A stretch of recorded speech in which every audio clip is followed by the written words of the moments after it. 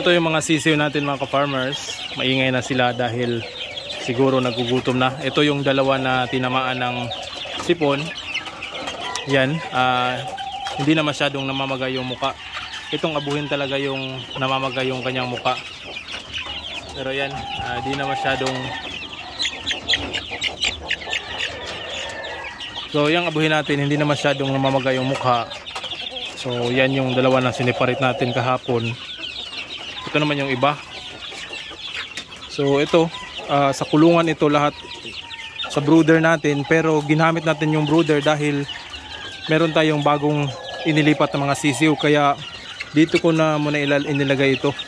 So di ko alam kung baka mga binabae ito or babae nga. So hindi pa malalaman yung gender natin dito. Yung iba dito malalaman na lalaki. Itong mga puti ay mga lalaki yan.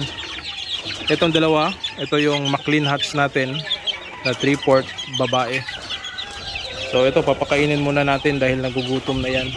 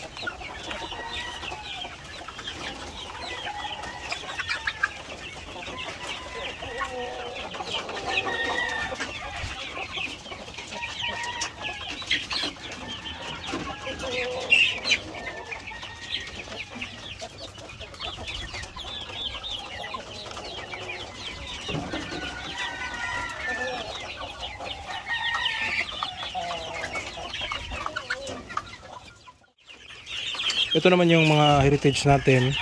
Ayan, nagugutom na rin sila. Humihingi na ng pagkain. Ngayon, alas 2 pa ng hapon, pero papakainin na natin. So, dito rin. Gutom na kayo, ladies?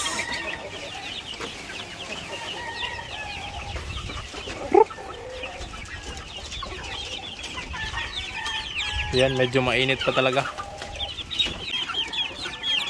Hello? Hi! Yan, napakaganda.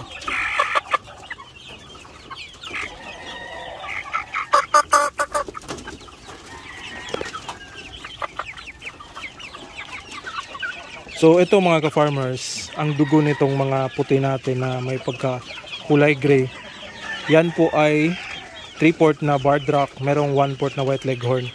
So malakas na po yung dugo nito ng barred rock. So tatawagan natin itong white barred rock. Ayan. Dami tayong napalabas nito. Ito rin. So ang kaibahan nila sa mga white leghorn ay medyo malaki yung pangangatawan nito. Malalaki, matatangkad. So parang heritage breed talaga, pero meron pa ring, hindi natin mapagkaila na meron pa ring dugo ng white leghorn sa itsura at saka yung balahibo. Pero konti na lang yung dugo nito ng white leghorn, 1/4 lang yan. Lagay ko muna dahil mabigat. Nabibigatan ako. So malapit na rin ito. Yan, nagpapakasta na dahil sinanay na natin. So magaganda na itong tingnan kapag nangingitlog na ito. Ayan o, ang gaganda. Ang gaganda ng balahibo, yung kulay, yung muka, ang gaganda. So ito naman yung pure white leghorn mga ka-farmers. Yan, magkasing muka lang sila, pero sa pangangatawan medyo maliit itong white leghorn. Yan. Same lang yung itsura nila, kulay. Ito plain white lang talaga, walang halong ibang kulay. Di kagaya nito na may yan, abuhin yung kulay sa ating white barred rock. Ito meron tayong isang white leghorn. So yan yung naglagay ako ng zip tie para ma-determine natin yung pagkapisa nito mga ka-farmers. Naglagay na talaga ako ng marking para ma-separate natin yung mga pure at saka yung hindi pure. So ito, pure white leghorn to. Yan yung mukha niya. Kulay puti lahat. Yan yung kanyang paa. Ito na barred rock mga ka-farmers. Meron ng mga itim yung kanyang mga balahibo. Yan o. So medyo malakas na yung dugo ng barred rock nito. Pero dominant pa rin yung kulay ng white leghorn. Yung kanyang dito sa may bandang ulo, may pagkaabuhin na rin. So yan, masusubukan natin yan soon sa mga kulay na naman ng itlog. So sa tansya ko, yung kulay ng mga magiging itlog ng ating cross ng yung 3/4 barred rock at saka 1/4 na white leghorn, ang tansya ko yan, ang kulay ng kanilang itlog ay medyo brown na, hindi na dirty white or dominant yung puti. Baka sana brown na talaga yung kulay ng mga itlog nila. So ito yung mga barred rock natin, ayaw lumapit. Ito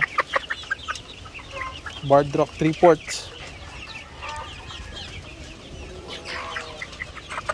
Kapakasta na rin.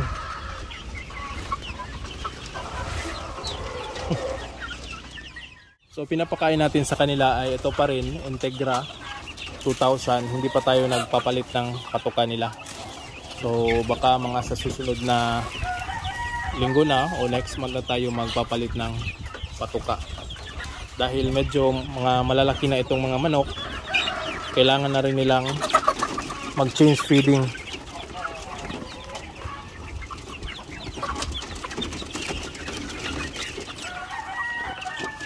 Yung tubig nila, hinaluan natin ng vitamins.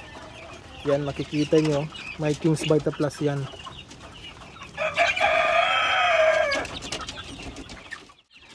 So dito, mostly dito ay yung abuhin natin at saka barred rock. Merong dalawang black australorp, yan. At merong pakunti-kunti na yung 3/4 na barred rock, yan o. Meron yatang isang, ito mga 3/4 barred rock na ito. Yan. Same lang talaga sila ng muka nung kanyang mga kapatid na medyo matanda sa kanya. Ito naman yung mga abuhin natin, magaganda rin sila. Ito naman yung ating black australorp lady kanila, dahil gutom na rin nito.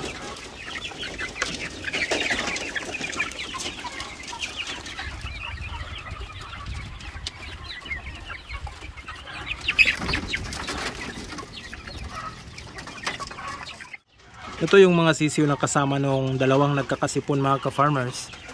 Yan, ayos naman yung mga sisiw natin dito. Pero binigyan pa rin natin sila ng gamot. Yan, nasa tubig nila. So para tanggal talaga yung bakterya o sakit na kung meron mang nakapasok sa kanilang katawan. So far, wala naman tayong nakikitang nananamlay. Lahat ay aktibo. So ubos din yung kanilang patuka kanina, kaya dinagdagan rin natin. Alright. So yun mga ka-farmers, nagbi-breed din tayo ng barred rock. So yung white leghorn na nakakross sa barred rock, yun ang inulit-ulit natin. So it's either makapagpalabas ako ng pure na white leghorn, makapagpalabas din ako ng pure na barred rock sa pag-uulit-ulit ng pagbi-breeding. So ang ginagawa ko lang, yung for example, meron akong pair ng white leghorn at saka barred rock. Yung rooster ko ay white leghorn at ito namang hen ko ay barred rock. Kapag bi-breed natin yan, ang kalabasan yan, 50% ng dugo ay barred rock, 50% naman ng dugo ay white leghorn. Yun ang tinatawag na F1. Ngayon, ang kuan, so ang ginawa ko, yung anak nila na babae sa parent stock natin na White Leghorn at saka yung Bardrack, yung anak nila na babae, ang kulay nun ay puti pa rin. Same lahat ng kulay dahil dominante yung kulay ng White Leghorn. Yung magiging anak nila ay purong puti. So yung anak nila na babae, binabalik ko sa kanilang papa o ama nila. Bale, yung anak na babae na 50-50, binalik ko sa White Leghorn. Dahil yung ama nila ay White Leghorn. So binalik ko, pag breed ko nun ulit, makakapagpalabas na naman ako ng 3/4 na White Leghorn at saka 1/4 ng dugo ay Bardrack. So yun naman yung tinatawag na F2 o filial 2, generation 2. So yun yung tawag nun. So kapag ulit-ulitin naman natin, yung 3/4 na naman ng dugo ng White Leghorn, ibabalik naman natin sa kanyang ama o sa lolo niya. Bali, apo na niya yung magiging anak nun sa F2. So makakapagpalabas na tayo ng 7/8 ng dugo ng White Leghorn at saka merong konting dugo ng Bardrack. So same rin kung magpapalabas tayo ng Bardrack. So yung nauna, yung F1 na anak nila, yung rooster natin na 50-50, ibabalik natin dun sa Bardrack na inahin. So ang kakalabasan naman niyan mga ka-farmers ay 3/4 ng dugo ng Bardrack at saka merong dugo ng White Leghorn na 1/4, which is yun lang nangyari sa pinapakita ko sa inyo kanina. So ganyan lang sa breeding. Kapag matutunan mo ang breeding mga ka-farmers, talagang exciting talaga ang pagbe-breeding. Hindi mo alam yung kakalabasan or basta exciting talaga mga ka-farmers. Hindi mo alam yung kakalabasan, pero meron ka ng mga expectation na ganito yung kakalabasan, ganyan and so on. So talagang sa breeding talaga ako nag-i-enjoy. Dahil especially kapag ako talaga mga ka-farmers ay nag-i-experiment talaga ako kung anong mga kakalabasan. So yun yung ginagawa ko dito sa aking manukan, kaya medyo marami tayong iba't ibang kulay ng mga manok dito. So yun, crossbreeding ang mga ginagawa natin, at kung magpapapuro tayo, yun din ang ginagawa natin para kukuha tayo ng mga materyales para gawing materyales. Alright? Hindi lang tayo sa mga heritage breed na nagko-crossbreed o nag-i-enjoy mag-breeding. Ito ring mga bago kong mga palabas, yan. Crossbreed ng game fowl at saka asil. So ito naman yung inaabangan natin. So excited ako kung ano yung mga ipapakita nitong mga abilidad sa near future. So itong mga warriors natin, ito ay mga 50-50 pa ito. 50 ng dugo ay sa game fowl at 50% naman ng dugo nila ay nanggaling sa mga asil. So ibabalik ko pa ito sa kanilang parents. Bali itong mga, kung magiging stag na ito o magiging rooster na ito, kapag nangangasta na ito, ibabalik ko rin sa kanilang ina para makapagpalabas ng 3/4. So yun lang, talagang exciting dito sa pagbe-breeding kung matutunan mo lang kung paano. Pero sa breeding naman mga ka-farmers, hindi mo naman hindi 100% yung garantisadong yung kakalabasan ay maganda. Meron ding hindi maganda yung kakalabasan o maaaring failure yung kakalabasan. So yan, balik ka naman sa drawing board para kung ano naman yung i-cross mo para mapalabas mo yung kung ano ang gusto mong makikita sa isang manok. Alright? Sa pagbe-breeding din mga ka-farmers, talagang napakagastos at saka time consuming. So mauubos talaga ang oras mo kapag breeding. So aabot yan ng mga aabot pa yan ng 2 or 3 taon mga ka-farmers para makita mo yung gusto mong makitang abilidad sa mga manok. Sa heritage breed din ay hindi naman masyadong aabot sa ganon. So kapag nag-breeding ka 50-50, so makikita mo ya yung kung gusto mong ganun na ang kalabasan, kagaya ng nagawa ko na breed doon na 50% ng dugo ay White Leghorn, 50% naman ng dugo ay nanggaling sa Bardrack, which is yung kinalabasan ay napakaganda. So ngayon, dahil hindi ko na naulit yung breeding na yon at wala na rin akong parent stock, ang ginagawa ko ay yun, nagpapapuro ako ng 2 klase ng breed, yung White Leghorn at saka yung Bardrack, para uulitin ko naman yung breeding. So cycle lang yun mga ka-farmers, ang pagbe-breeding. Yun yung isa sa mga bagay na matagal din nating gawin, yung pagpapapuro ng mga palahi nating mga alagang manok. Alright? Ito rin mga ka-farmers, makikita nyo, meron na naman tayong ginagawa dito na kulungan. So napakahaba nito. So ang haba nito is nasa mga 12 feet yung gagawin nating double deck na kulungan. So ito dahil meron pa tayong mga manok dun o mga sisiw na wala pang paglalagyan o wala pang kulungan, kaya gumagawa ako nito ulit. At gastos naman, additional na naman gastos dahil bibili na naman tayo ng mga galvanized na screen at saka plywood. So siguro maglalaman ito ng 16 or 18 na kwarto ang gagawin natin dyan dahil double deck yan. So para yan sa mga roosters natin o mga warriors natin na isi-separate natin dahil sa maagang edad ay nagpapaluan na sila. So ito ay paghahanda na lang dahil medyo lumalaki na yung ating mga sisiw. So siguro mga 3 days pa ito bago matapos, pero paunti-unti lang at matatapos din natin yan. Alright.